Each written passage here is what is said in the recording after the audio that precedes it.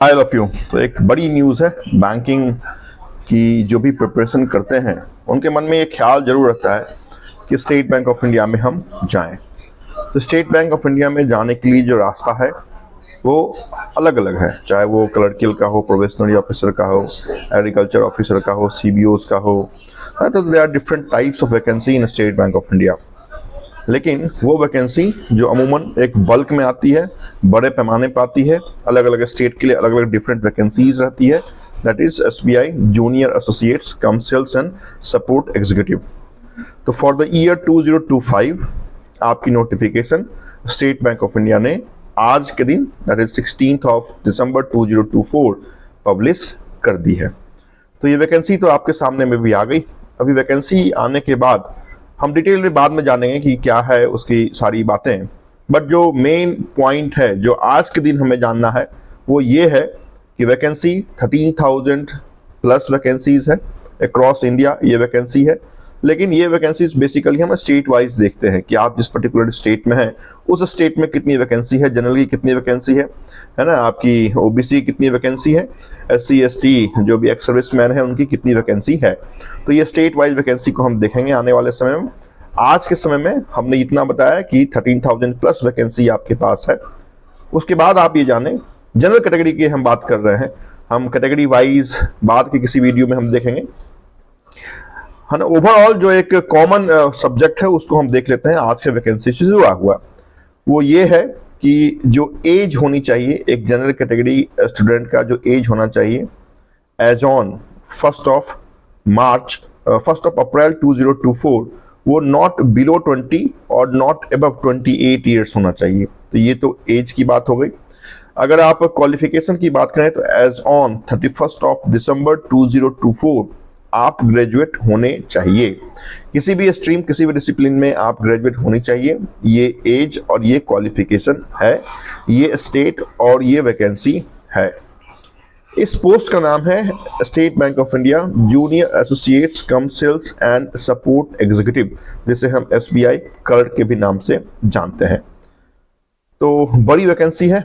इस वैकेंसी के लिए जो आपको फॉर्म फिल करना है उसकी शुरुआत कल से होगी, दैट इज 17 दिसंबर 2024, और से लेके 7 जनवरी आने वाले नेक्स्ट ईयर तक आप ये ऑनलाइन सबमिशन ऑफ फॉर्म कर सकते हैं एसबीआई के ऑफिशियल वेबसाइट पे जाके।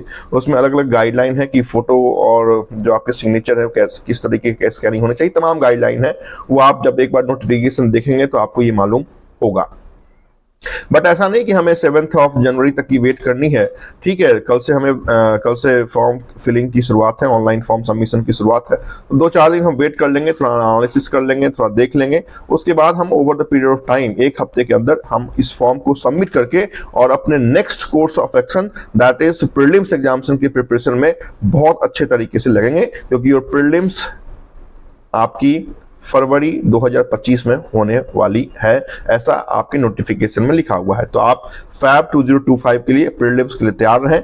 वो प्रीलिम्स जिसमें आपके 100 क्वेश्चन पूछे जाएंगे, वो प्रीलिम्स जिस 100 क्वेश्चन में आपके 35 और 30 मार्क्स का डिवीजन आपके मैथ, रीजनिंग और इंग्लिश रिस्पेक्टिव में है। मैथ रीजनिंग में आपके 35 मार्क्स के क्वेश्चन पूछे जाएंगे, 35 क्वेश्चन पूछे जाएंगे, है ना, और आपके जो इंग्लिश है वो 30 क्वेश्चन पूछे जाएंगे।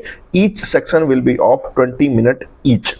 तो ये जो पेपर है ये भी आपका ऑनलाइन पेपर होगा। उसके बाद जब आप इसे क्वालिफाई करेंगे तो सेकंड फेज ऑफ एग्जामिनेशन के लिए आपको कॉल आएगा, जिसमें आपकी इंग्लिश होंगे, जिसमें आपकी मैथ्स होगी, जिसमें आपकी रीजनिंग होगी, और जिसमें एक बड़ा पार्ट जनरल अवेयरनेस का पूछा जाएगा। तो उसकी बात हम बाद में करेंगे कि भाई इसमें कितने मार्क्स से क्वेश्चन है, कितने मिनट्स का टाइमिंग आपको दिया हुआ है, क्या नेगेटिव मार्किंग है, कहाँ पे कट ऑफ जाएगा, क्या हमने लास्ट ईयर कट ऑफ देखा है, इसकी बात हम आने वाले वीडियो में आपके साथ करेंगे। तो ये है आपकी वो गाइडलाइन जो एसबीआई ने इशू की है। इंटर सर्कल ट्रांसफर अलाउड नहीं है। इसका मतलब ये है कि जैसे पहले स्टेट बैंक ऑफ इंडिया में वैकेंसी के बाद, सिलेक्शन के बाद हम दूसरे स्टेट में फिर जाने के लिए एप्लीकेशन डाल सकते थे, आपकी वो एप्लीकेशन के लिए आप अप्लाई नहीं कर सकते हैं। स्पष्ट स्टेट बैंक ऑफ इंडिया ने अपने नोटिफिकेशन में लिख दिया है, inter circle transfer is not allowed.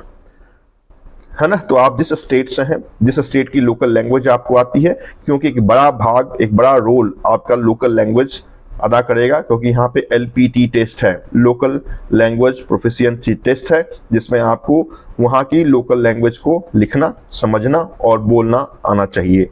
ठीक है, तो इस कारण से पता चला कि आप किसी और स्टेट से हैं, वैकेंसी किसी और स्टेट में आपने देखी और वहाँ पे आपने आके फिल कर दिया, तो एक तो अगर LPT में आप बाहर हो गए तो फिर आप ऐसे ही चले गए, दूसरा आप अपने स्टेट में जाने के लिए एप्लीकेबल नहीं होंगे किसी भी कंडीशन में, क्योंकि गाइडलाइन नोटिफिकेशन में ही ये दर्ज किया हुआ है।